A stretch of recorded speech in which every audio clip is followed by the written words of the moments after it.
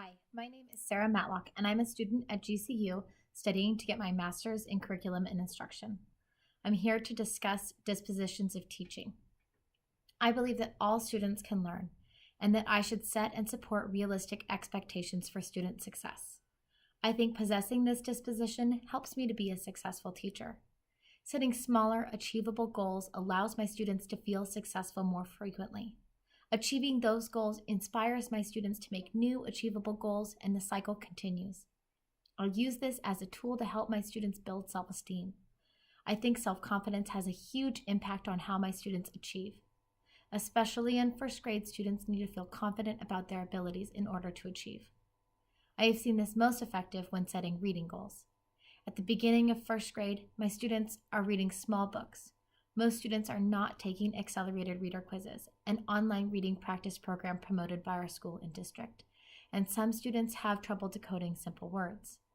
I assess my students using running records and set goals for them to gain one reading recovery level each month if that's appropriate. I also have rewards for my students when they meet their sight word expectations. A disposition I need to work on to grow as an educator is promoting and supporting active inquiry. I work questioning into my lesson plans, where I ask my students many questions using different depth of knowledge questions.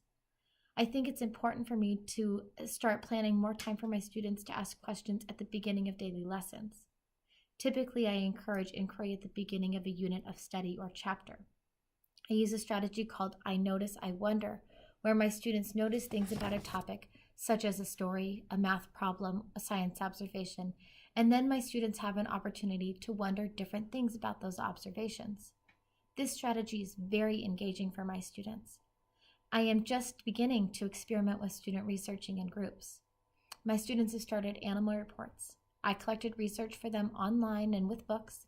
My students are working with their group to complete their reports, and then will present the information to the class.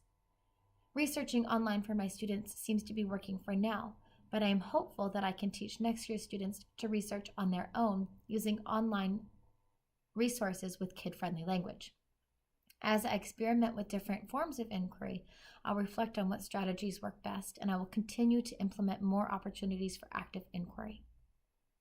Educators should look like any other professional. They should dress professionally and should be polished at school at all times.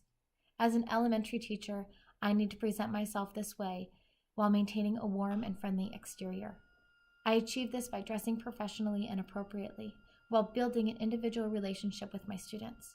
Hugs, smiles, high fives, and a positive attitude shows my students I care for them. As for standards for conduct, I use the California Standards for Teaching profession to guide my actions and thinking.